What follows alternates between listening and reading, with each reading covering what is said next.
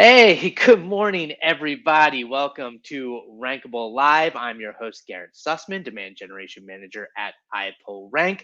And I'm really excited to be joined today by Simo Ahava. Oh man, I have interacted with this gentleman, this master of tag management for the past few years. He's been in the industry and does kind of all sorts of data analytics and tracking. He's recently started a new business called Simmer, which is these online courses all around, GA4 and Google Analytics and Tag Manager, server-side tagging. It's really excellent to see him kind of put his own spin because he's an excellent educator. He's worked with CXL in the past, Conversion XL doing their courses. And so we are going to talk today about Google Tag Management, bringing it into your organization, privacy, consent. Simo, big intro. Thank you so much for joining me today. Thank you so much for having me. And good evening, everyone. It's quite dark outside in Finland actually right now. I know. It's so tricky because some of my favorite people in our industry are in Europe, and we recently did a webinar. Mike did with Wright, same sort of thing in Germany, and it's like you always have to adjust. But then in the U.S., you also have like. Well, I'm on the East Coast. We got the whole 3 hour, it's 7 a.m. on the West Coast. Yeah, that's right. So they'll catch it later. But I'm excited to dive in and talk Google Tag Manager, specifically server-side tagging. But before we start, tell me a little bit about Simmer. You started it at a weird time, didn't you?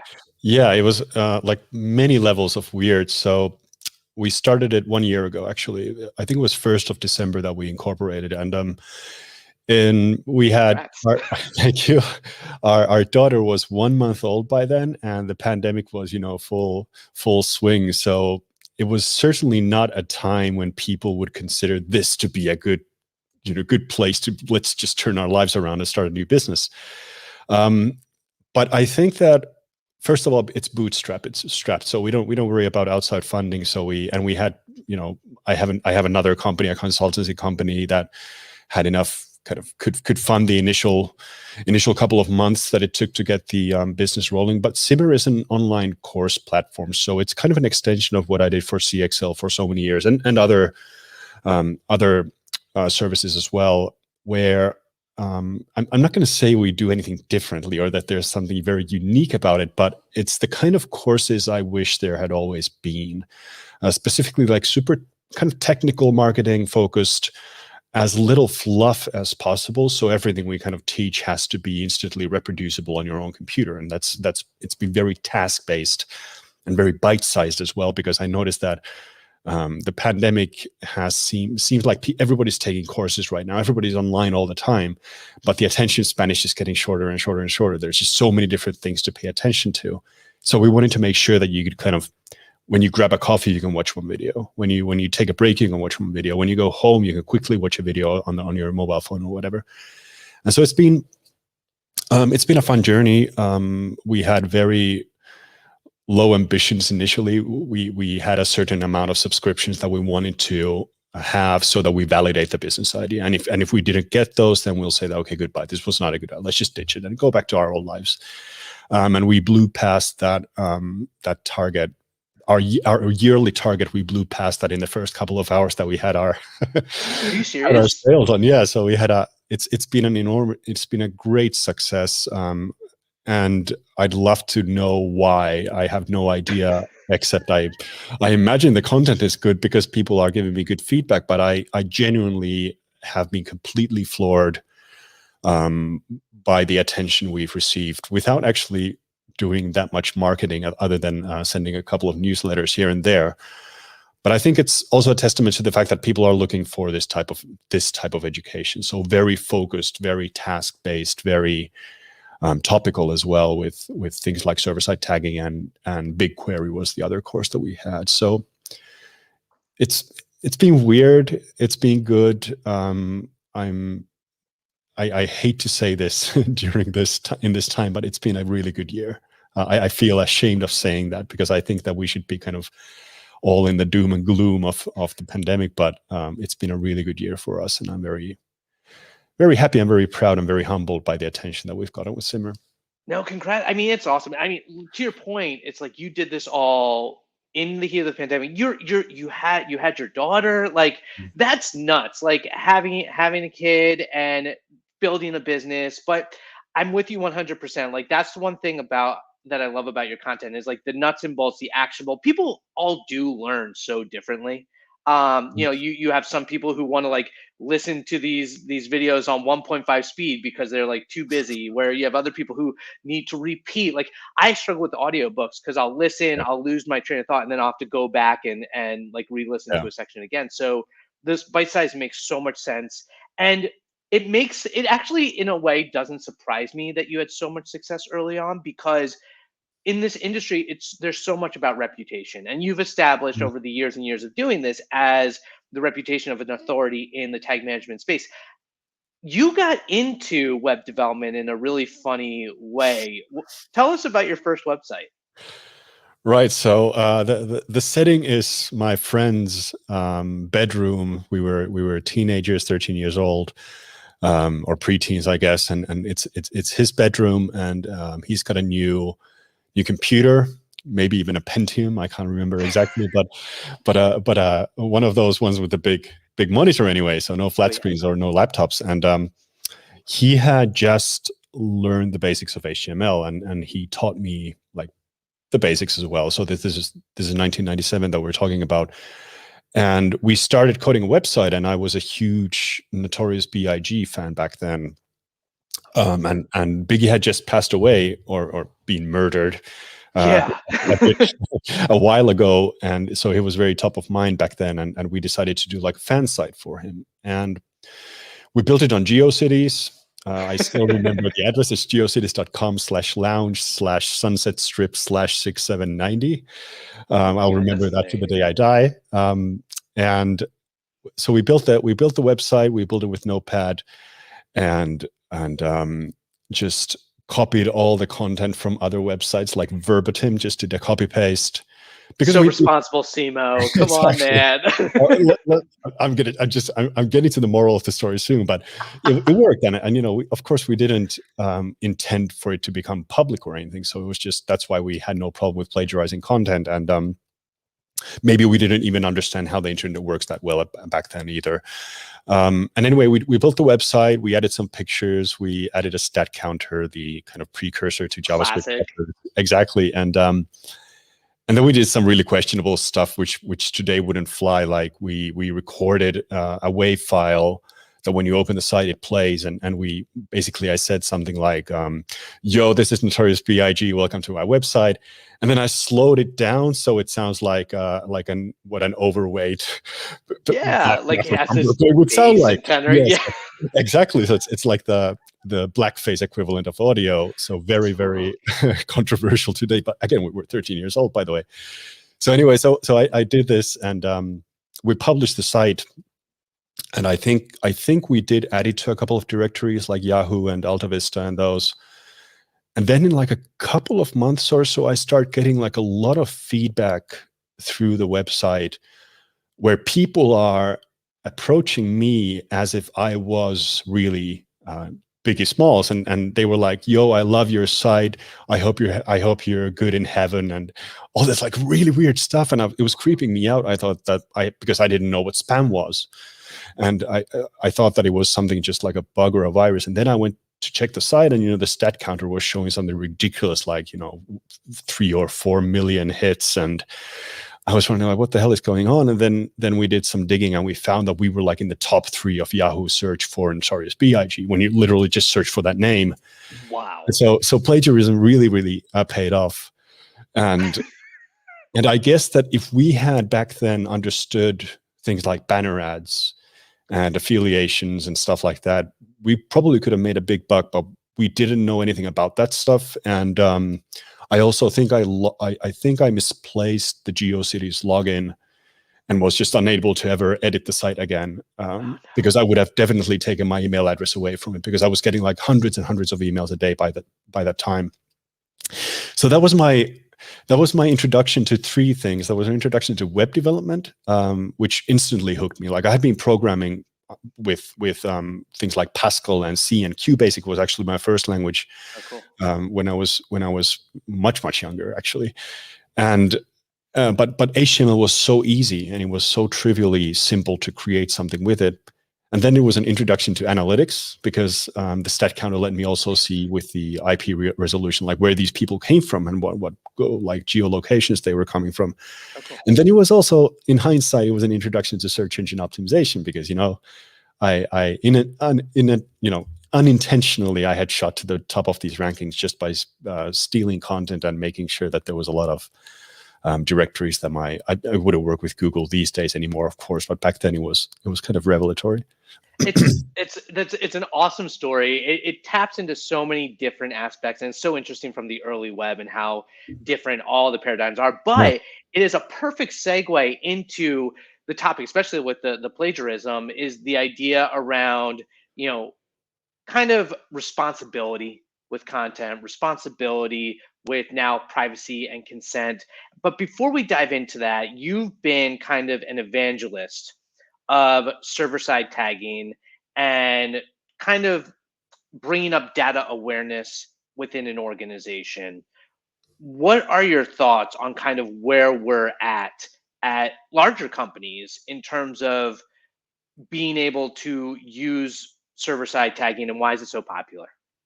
Well, I think it's kind of a counter movement for now, as more and more people and more organizations are realizing that the devices that we use and the browsers that we use and the clients that we use just aren't too reliable anymore, for many reasons. Some of them are completely justified, and some less so.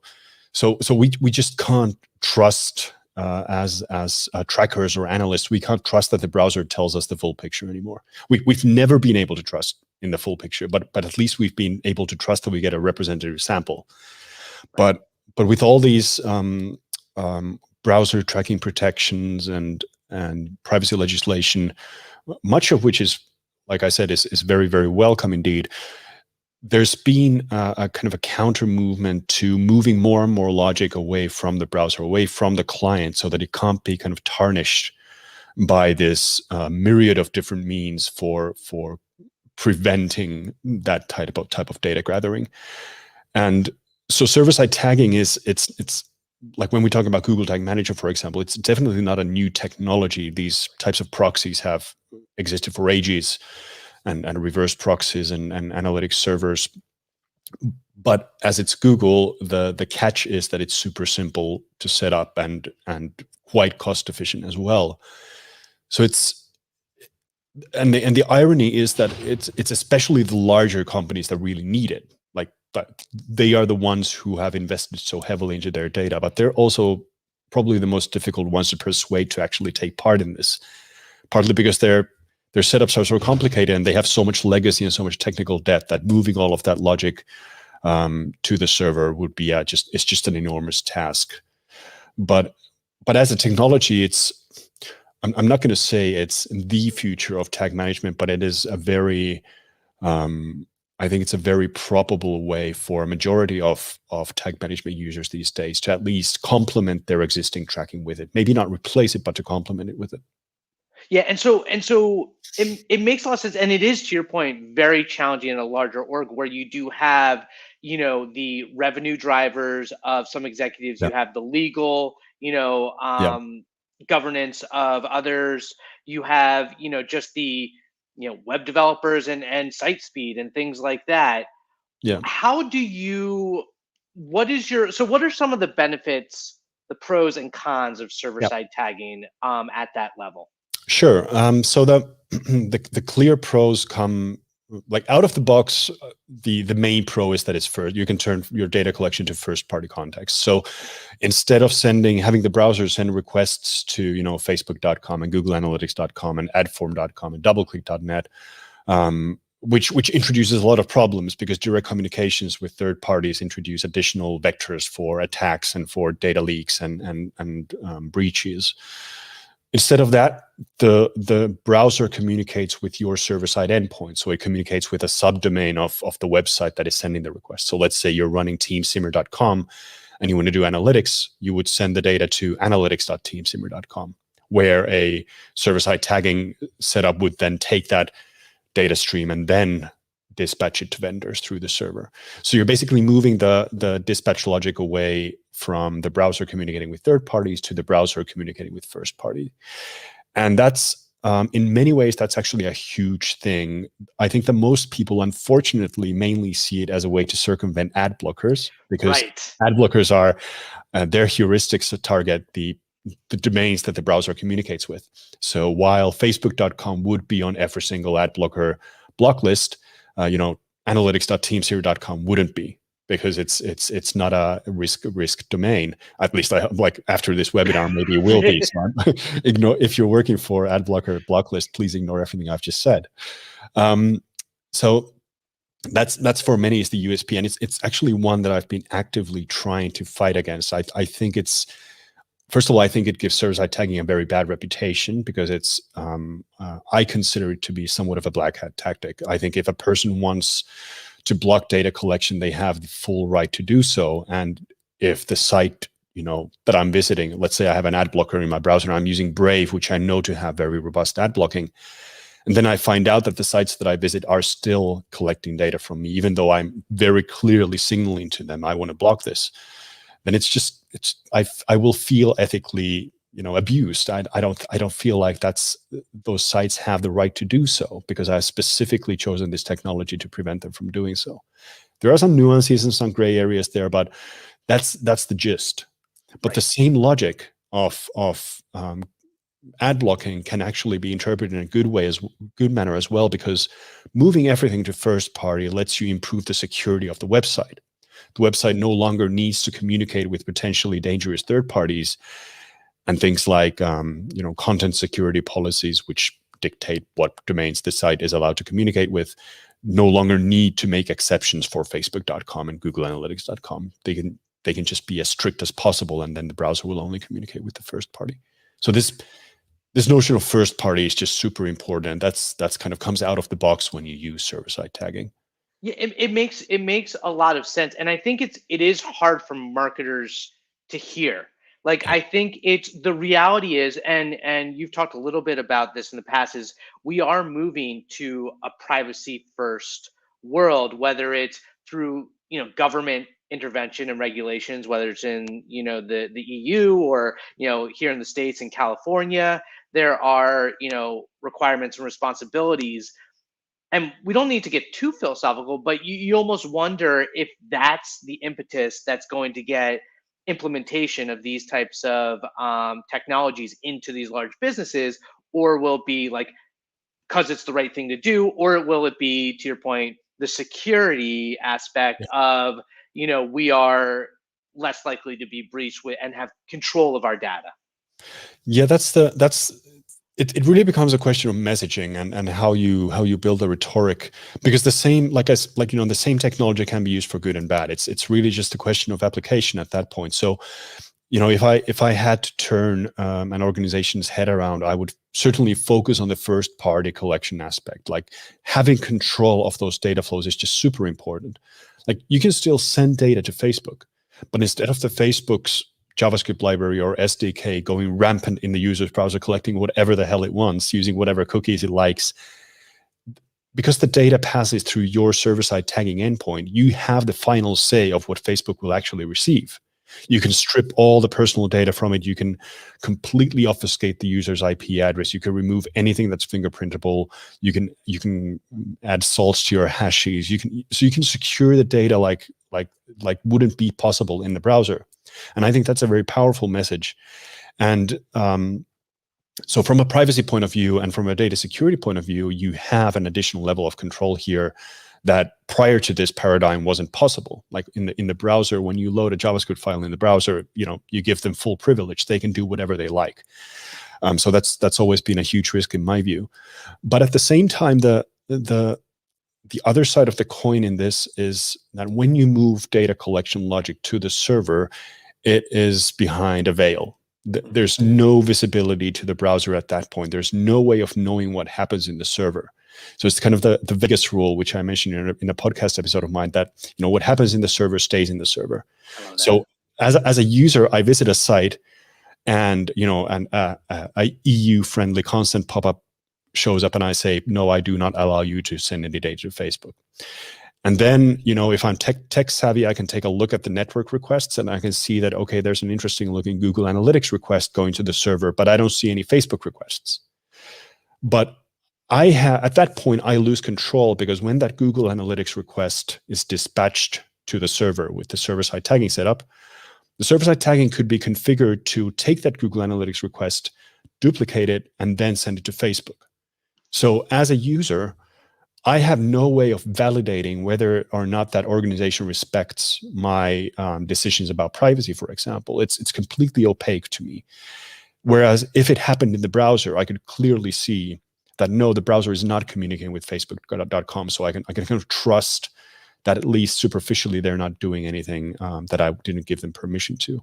So for me, that's been a huge struggle. And that's kind of the biggest struggle I currently have with server-side setups, is what to do about this lack of transparency. And I have a couple of things in mind, and I'm, talking to the GTM engineers whenever I have their ear about this, because I think this needs to be solved. And I think that, well, EU legislation, for example, never gets too particular. It doesn't spell out specific technology. It tries to be broad and general, which of course leads to a lot of debate about interpretations. But in this case, I do think that server-side will or should get called out specifically, and certain transparency mechanisms need to be introduced, because I have no reason to trust the site that it does right by me without giving me a way of auditing that personally, to make sure that they are actually, obeying my consent wishes and things like that. It's really interesting, especially when you're talking about Google, and you almost wonder what sort of like philosophies go throughout the organization, because we've seen that trend with search, right? Like recently, you're seeing Google actually trying to put more transparency about where the information's coming from. Like they're adding like about this site information in the search results. So you would think that the GTM engineers, the developers, that's something that hopefully they are considering, like giving more control for the user, because it's not like the browsers are necessarily gonna be able to have any. To your point, there's the veil. It's the Vegas rule. Yeah, it's difficult to say, because on the one hand, one of the wonderful things about server-side setups is that the organization owns them. Like you're not renting anything from Google. You are using a Google developed library and a dependency, but the setup itself is yours. So the ultimate responsibility is with you. If you burn your hands, you can't point at Google and say that, it's their fault, they didn't give me the tools to do this. You're accountable, and Google isn't, at least to a point. But and then there are restrictions, like there's only so much that even GTM can do at this point, because we are talking about a very fundamental part of the client server architecture of the web. That's the whole point of a web server, is that it's encapsulated. It's that the client doesn't have visibility to it, so that the web server can be used to store credentials and process very secure information.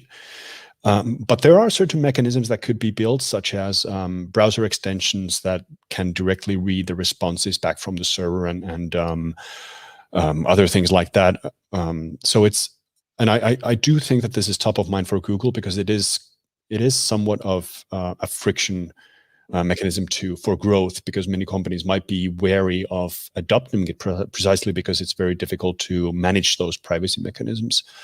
But having said all that, I still think that the scales are tipping in the favor of server-side tagging actually being a net positive for privacy and security, even with this extremely important and huge consideration about the lack of transparency. It makes sense. And so tying it back to getting your organization to implement it, so based on security and privacy being the main value driver, would you say the security, and the IT departments are the best advocates, evangelists for it? Or do you think it should come from the marketers? Or where in the org do you think will have the best chance of getting in the ears of the C-suite and being able to actually make actionable change? That's a great question. Well, GTM has always been kind of a multidisciplinary tool. Like it's been actively marketed as a marketer's tool simply because it just reduces the time to market for so many things that previously required a lot of more deliberation.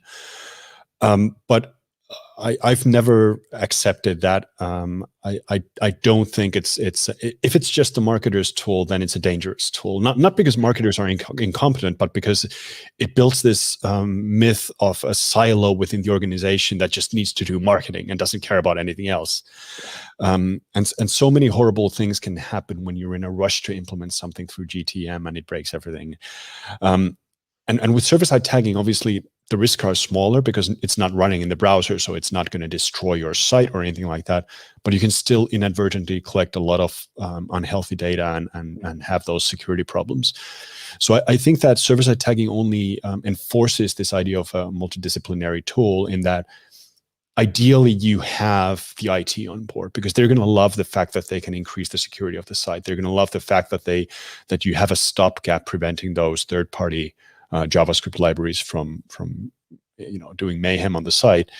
And then the UX folks are going to love it because it has some obvious performance benefits as well.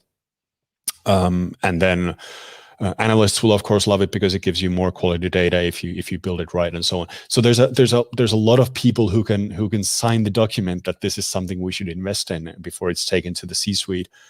And I personally think that it's a joint effort. And if you can get the legal team on board with all the caveats that we've talked about so far, then it's an even stronger argument. The folks who might have something to say against it are, your cloud infrastructure team, especially if you need to build it in a different tech that they want to use. They might be invested in AWS, but you want to install it on Google Stack or something similar. And then obviously the treasury, because it is a cost, and there's some cost involved. It's not an insurmountable cost, but it's a cost nevertheless that previously didn't exist with GTM. Such a great kind of checklist and kind of roadmap for how you'd want to think about it. If you are the evangelist in your org and you want to get all these other stakeholders involved to get it across the finish line, obviously the bigger the organization, the harder it is. Yeah. One thing as we do get to the end, I want to touch on what you mentioned briefly, and I'm curious, since we do have a lot of SEOs who listen to this podcast, and we're obsessed with performance and Core Web Vitals. To what extent does server-side impact the speed of the website, or does it not? Is that a factor when it comes to web development and tagging? Yeah, it's there's no, like, I can't say it's a positive impact on performance. Like that's not a valid answer. It can be a positive impact on performance, certainly. Out of the box, it isn't. It's out of the box, it simply redirects requests from one endpoint to another. And in fact, the server-side endpoints that you do use can actually be slower than the counterparts with which the browser will regularly communicate directly with. For example, Google CDNs are super fast, like Google Analytics CDNs are super fast. Facebook CDN is super fast, but your server-side endpoint can be very slow because you've been a cheapskate and you didn't pay for those huge instances that offer deliverability. So out of the box, no, but when you start, the main performance gain of server-side is that you can consolidate data streams. So let's take an example of I make a purchase in an e-commerce store, and now the e-commerce store needs to report that purchase as a conversion to all these different vendors, such as Facebook and Google Ads and DoubleClick and so on. And they all need to know that a purchase happened because that's how they measure that those ads effective. In the regular browser, this would mean that the same information, event equals purchase, order ID equals ABC, revenue equals $15, that same information is sent to multiple different endpoints. Of course, they first need to download the endpoint libraries through their CDNs, and it's almost always exactly the same information, just a bit different semantic coding around it. With server-side tagging, all you need to do is send a single request. An event purchase value 15, order ID ABC.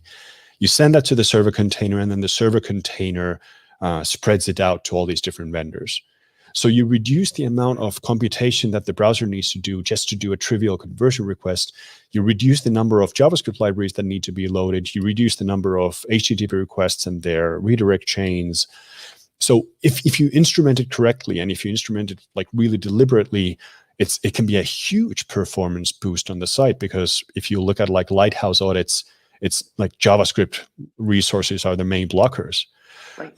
For Core Web Vitals, maybe not so much, because it's a different set of metrics that it's used. It's more about the page experience. But if you're using GTM to do a lot of like top heavy things that deliberately slows down the the time that things are painted on the screen, then obviously it can be a benefit for that as well.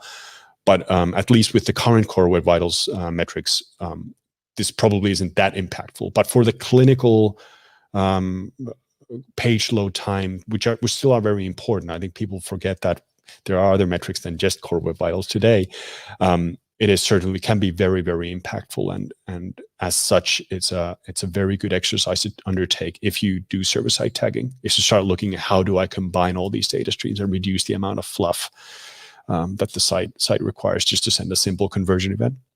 I think it's really interesting. I think that you have been an awesome evangelist for this. I'm, seeing you all over the place talking about server side, and I hope that continues. Obviously, there's a great course on Simmer that people should check out, whether they want to start, understanding it themselves so they can help their team and advocate for it, or just actually getting in there.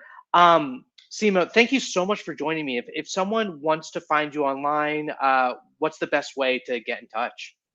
Well, I'm kind of notorious for being a notorious no-lifer and just being all over the place. So there's a lot of communities you can find me in, but I think the best one is definitely Measure Slack. So we'll probably be able to add it to the show notes, but Yes. there's a huge Slack community of almost 20,000 people, all data geeks and analysts and marketers, and I'm very active there. And other than that, I have a Twitter handle, Simo Ahava. And wait, what's that? Yeah, LinkedIn. No, don't follow me on LinkedIn. LinkedIn is a cesspool, and I'm trying to get rid of it, but I'm too addicted to the horribleness of it all. But yeah, so Twitter and Measure Slack definitely, and teamsimmer.com is where you can find our little online course shop, and we certainly do have a server-side tagging course open for enrollment right now. That's awesome. So thank you so much. So definitely find Simo, join the Slack group. We'll have the link in the show notes as well as on the blog post. Check out Simmer. Like I said, like if you've ever taken a Simo course, it is so actionable, so understandable. It's very clear, and the bite size kind of format just really works in this like attention. Everyone trying to steal your focus. 2021, almost 2022. Yeah. That's it. My name is Garrett Sussman, the demand generation manager for iPullRank. Just one last time, thank you so much for joining me, Simo. This has been awesome. Thank you. Thank you so much for having me. This was a great chat. It was great. Okay, see y'all later. Next week, I'll be joined by John Doherty. We'll be talking about how to hire a marketer. Thursday, back to our normal 1:30 p.m. time, and then we'll take a break for the rest of 2021. This is Garrett with Simo, signing off for the Rankable Live. Catch y'all later.